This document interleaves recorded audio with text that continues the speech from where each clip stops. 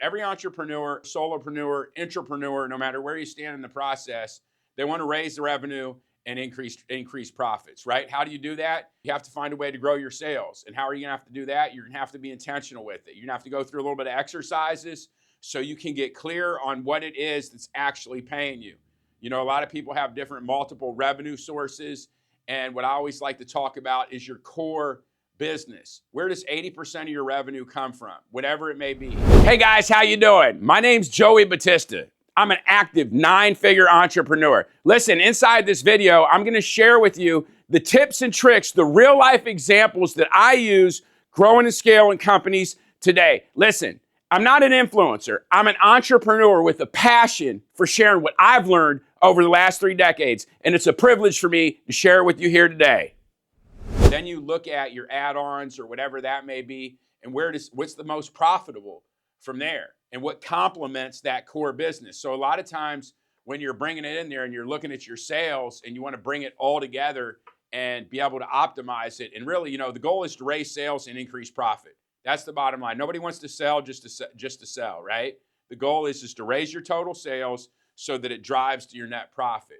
So you have to be strategic about it. You just can't go in and sell anything or everything to everybody. Once you get everything built and you get the ecosystem built and you have a mousetrap, and I think that's really what it is. A lot of times, you know, some people have better mousetraps than others, right? Mousetrap meaning, you know, how do you make money? That's your mousetrap. Doctor's office, that's your mousetrap. Nail salon, that's your mousetrap. Call center, online courses, coaching, all those things, that's your mousetrap. And the person with the best mousetrap wins, okay? Doesn't matter who's the smartest, doesn't matter who has the best nail salon, none of that matters. What matters is the person with the best mousetrap wins. And how do you do that? You're gonna have to be ferocious in your sales, in the mindset of every single thing you got going on in your business. It really blows me away sometimes. Like, I wanna go ahead and think about it. Like, for some of you on here, as you're going into here, what would a great sales process with a great upsell process with a great retention plan be worth to you and your business? What would it be worth? Whether you're entrepreneur, solopreneur, you know, what would that be worth? That'd be the one question that I would ask you. What is, if you had a proper sales process, upsell process, and retention process, what's that worth to you and your business? See, so often people are trying to solve all these other problems, and that level of mastery will give you more money and more, you know, whether you're looking for growth, development, employees, acquisitions, whatever it may be, your first source, you know, is always going to be in your sales playbook. And I overemphasize that because even if you want to go raise money and give up equity, and you're just like, hey, I'm going to raise equity. Well, guess what? You give up less equity when you got a strong sales playbook. Because if you have a strong sales playbook and you've clearly defined it. So that's the thing. I want to give you guys, I always like to start with the mindset, because usually people have walls put up based off of their, well, my customers don't transact that way. Well, I'm not that type of person. Listen, you have to get really intentional with sales. As long as you're giving up real value and you're solving real problems, you should be very happy to ask for a sale, whatever it may be, a real good or service, whatever that may be. So, hey guys, if you found value in this video, share it with somebody in need. Listen, these videos are a series all brought together that can teach you the real life example. So if you liked it, follow the other video. So the ingredients of a sales playbook, we kind of segued to that. We talked about all that. What's it take, right? So write this down. Get a pen in your hand. Write this down. This is going to be really good. It's going to help you. Listen, this is a really good snapshot and to get you started for mindset. And not even mindset, for process and for setting the expectation, aligning the team, getting these things required. Because, you know, if you're an entrepreneur, it's not just what you can do, it's what you can get the whole team to do. And the thing is if you want the whole team to rally behind it, they're going to have to understand what you're doing. This is a framework, so at least you have something to go to them with and something to talk about other than what you've currently been doing. We're talking about the buyer persona, the prospecting, the actual planning, the market territory. Where are you going to do business with? Are you going to do business in Oklahoma? Are you going to do business in Bermudas? Are you going to do business in the United States? Are you going to do business globally? Where are you going to do business? Clearly define where are you going to do business. It's where you got to know what's going on. And then also lead generations. How are you going to get leads? Some of you have leads. That's fine. That's okay, because if you do, we're going to get into that later. Then we talk about referral and retention, right? We talked about that. Really and truly, that's the big thing. Referral and retention, that's the game. Value creation. How can you actually go in? Like I said before, when I came in, I want you to think about this. Imagine this. We're not talking about entrepreneurs that aren't ready to go ahead and put in the hard work up front to get the big gains. Everybody knows as an entrepreneur, it's a lot of work up front, but that's where the big money's made. That's where you go ahead and you take your sweat, and if done right, you turn it into millions of dollars. Because at the beginning, a lot of you may not have a lot of money. Some of you do, more or less, whatever the case may be, whatever level you're climbing to. It always requires, even when you're playing the game bigger, it always requires you to go ahead, and that's where the value is created, right? And it's the same thing when you're creating value for your customers, your clients, whatever the case may be. One of the big things, it's like what I said, what's it worth with a great sales process, a great upsell process, and a repeat referral retention? Not even repeat referral, just retention. Let's just talk retention for a second. Referral's another thing, retention, right? Getting more out of the same customer base, because those, now you have a clear agenda, right? Let's talk about that. Now you have qualifying prospects. You already have prospects that are qualified, so obviously retaining them is important.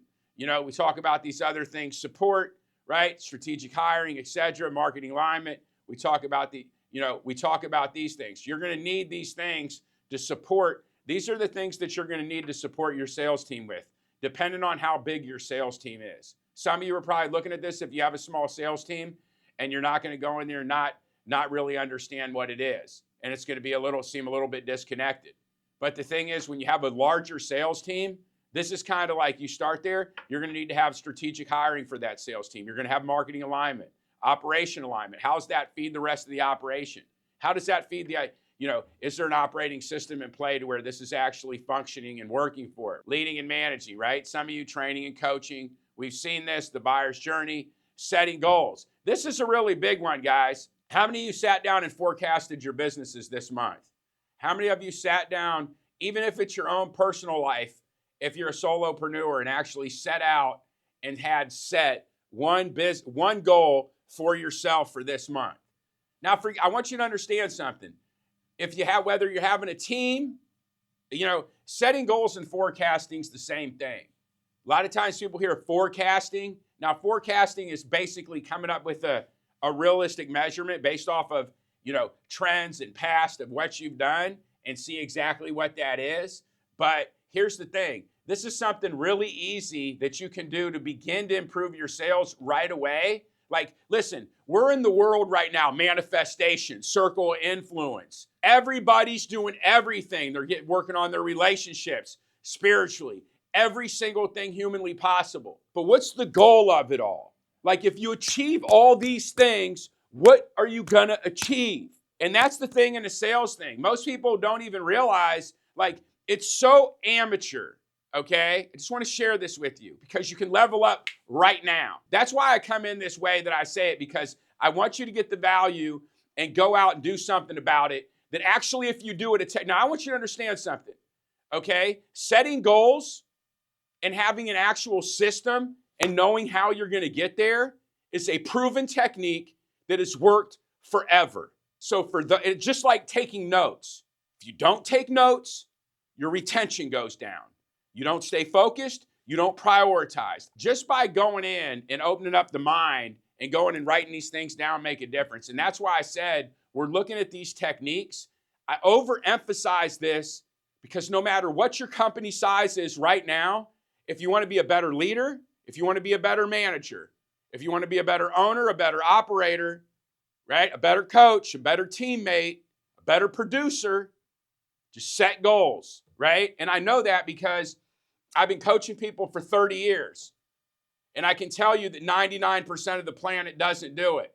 And I've wrestled with even good operators to go in and to make sure that on their own, I'm not talking about you got a deadline to meet your numbers. I'm talking about somebody that has owned the number and owned the technique and come in and wants to set goals every month. And I'm also talking about something that there's zero excuses on this. This is why I'm hitting hard on it, is because there's no excuses for anybody to go in here right now. The technique, not opinion, the technique of goal setting, and this, for the sake of this illustration, I'm making it personal, but this is you with your team, right? And then managing the pipeline, the sales pipeline. You cannot deleverage the best salesperson in the building from the sales process. So many owners, entrepreneurs, CEOs that are not a big enough company very quickly remove themselves from the sales process, and that's something that's always a fatal flaw. How do you track your leads? Leveraging the CRM. Let's talk about that. That's a lot of different things built into there. Automations are great, but let's call it what it is. Most of the time, people consider them spammy. So it's like, you really want to look at how you're doing it and find other ways, but how can you leverage that information, right? What's the textbook case say? Like, is it spammy or am I going to lose them anyways? What tech are you using? All the tech in the world's out there, whatever you want to do, but it's relevant to what you need to go on. That's why what I'm telling you, when you're looking at all these things, we're going to dive into it in the next pages. I really want you to focus on making sure that you're identifying where 80% of your revenue is and what complements that. When I say what complements that, what I mean is this. What's your upsell most likely to that product? Because if you can upsell to your core business of 80%, that's where you want to start, because that's your low-hanging fruit. That means people are already sold on this product. They're happy with it. They're getting value out of it. And there might be some money left on the table, meaning they've gotten so much value, they're ready to give some more back in, right? And some people will, some people won't. But if you have a process and a system, on an average, you're going to get more. So we talked about that. And then your team, right? How are you talking about wins and losses with your teams? How are you analyzing competitors? We're backing into the goals and stuff. Team meetings. This is another one. Everybody comes in, they're like, yeah, people have a piece of the puzzle, right? And I don't want to get off here because everybody knows me, knows that, I like building I like to make sure that entrepreneurs have an operating system so they actually know what's going on in their business and they can actually make decisions. Well, if I look at an entrepreneur as a whole, I would say that, and this is being honest, 80% of the entrepreneurs, even 80% of the ones that say they know what's going on, they don't know the critical information in their business. They don't know the critical information. Critical information would be, what's your core, where's 80% of your revenue come from, and what's your highest gross profit margin item that you have? 80% of entrepreneurs can't answer that question. It's a pretty basic question if you're in business. It would be like if you're a pharmacist and you were keeping life-saving medication in there, and they said, hey, this is where 80% of these 7 medications are 80% solving all the illness in the world, and we don't have them, people die. It would be pretty crazy for a pharmacist to not keep those 80%. Well, the reality is entrepreneurs have the data, but they just don't look at it. They never take the time to put it in front of them to look at it, because that's the difference of going from a hustler or being on the ground floor of an entrepreneur to actually growing and moving yourself up the scale. That's really what the difference is. And I say that because I want you to look at that in your sales playbook, right? So at this point in time, what you should be doing is you're going through here and you're looking at it. You're saying, hey, what's the low-hanging fruit? Let's go ahead and go on here. So here's the thing. We're going to make an action plan list of categories that you're low on and make a plan on that category, right? Just really simple. So this is what I want you to do. So what is it that you're going to take an action step on? What is it? Go ahead in there. We went back. We looked at those other things. We've seen what they are. So some of you, it may be like this. Where's my most profitable item that I sell? And what upsells it? Who's going to be responsible for it? Me, myself, my teammate, the dog, the cat, my wife. Who? It's going to be due. By what date? What resources are they going to need to achieve that? If you don't have really good financial statements and people are going to need data, or you don't have a good CRM and don't have good data, you're going to have to work extra closely and find ways to get the best. And keep in mind, I want you guys to realize something, okay? Don't obsess over the number, because it doesn't need to be exact. What matters is you're exactly focusing on making whatever it is better.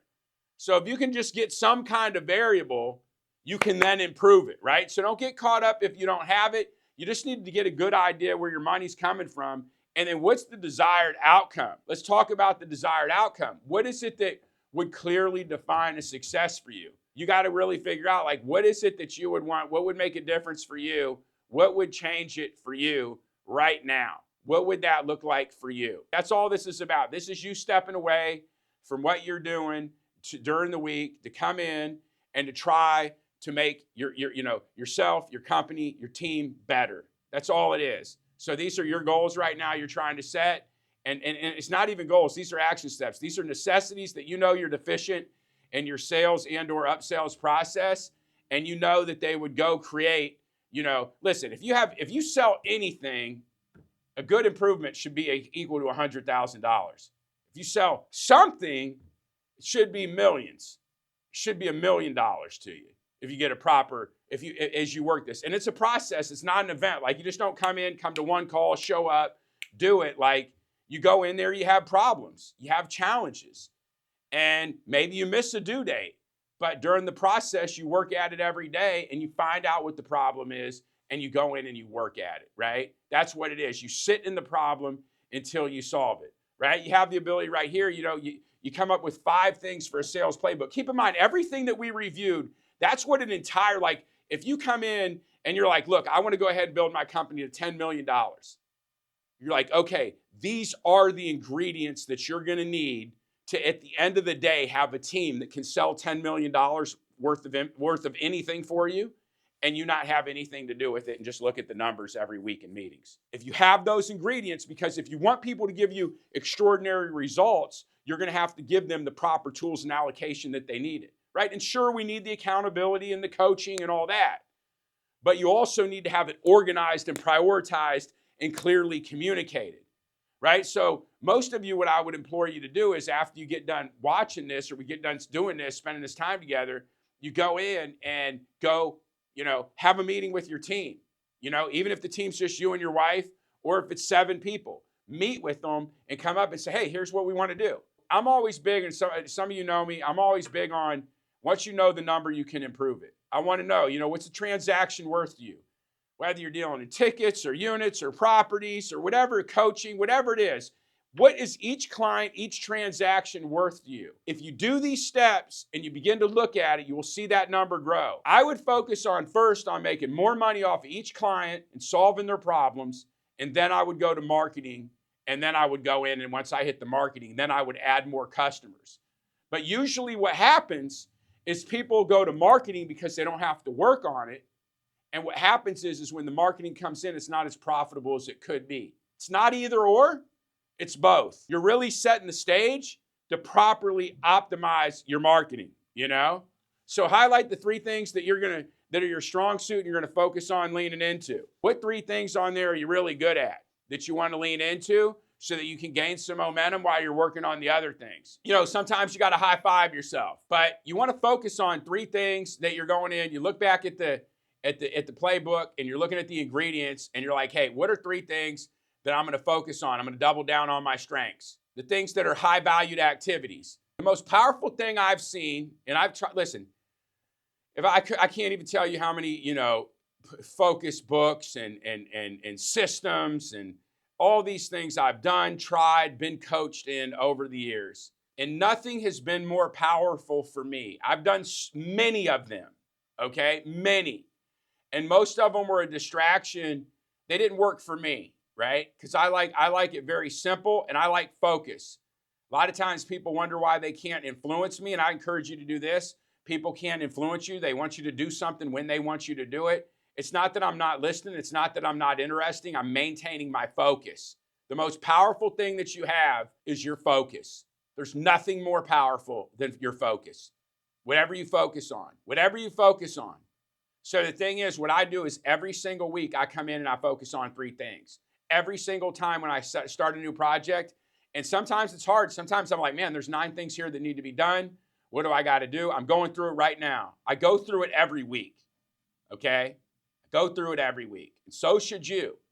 But at the same point in time, when you get done going through it, it gets really simple and really clear and very actionable. So the thing is, when we come in here, I'm just trying to keep this very simple for you so that you can do it. The things that that you can lean on, okay? When you look at what's the ingredients are, what are the things that you need to do, but there's a key critical thing that you need. Remember, the number one focus is having that process in place for your conversions. What's your documented? Do you have it? What's your SOP, right? So this would be my question as we bring this together. I'd say, okay, what's your core process for sales?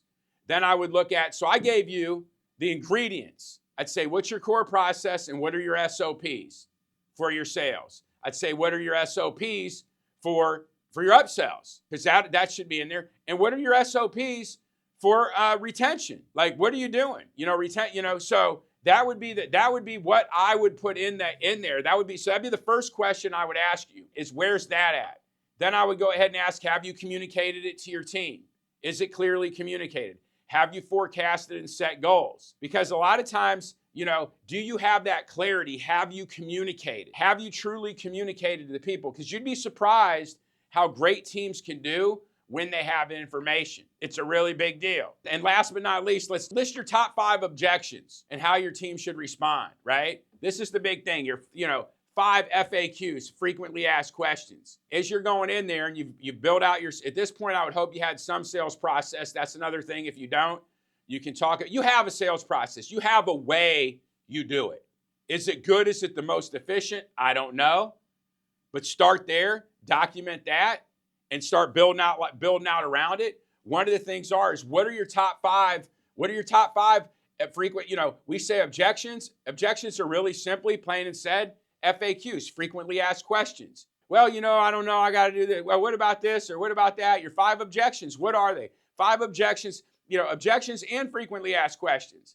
Because sometimes questions can come in the form of a question. It's kind of a soft objection if not handled correct. If you don't give a good answer, so let's expand on this to 5 objections and 5 frequently asked questions. Because, I'm going to tell you why. If you don't handle the frequently asked questions correctly, it literally is like pouring gasoline on a fire. It can fastly turn into an objection if it gets out of control, right? So you just want to know what those are. And sometimes just coaching yourself on them. Like, listen, if there's something I haven't done in 90 days or 6 months, I'm not arrogant enough to go in and think that I'm sharp on it. I go ahead, I sit back, I pay attention. Now, I know that I know I'm going to be better at it than 99% of the people on the planet once I do it. But if I haven't done it, I'm not in that 99%. I have to do it for a minute. So either which way, I want you guys to go ahead, think about that. 5 objections, 5 frequently asked questions. Hey guys, if you found value in the video today and you'd like to see more of them, like, subscribe, or share now.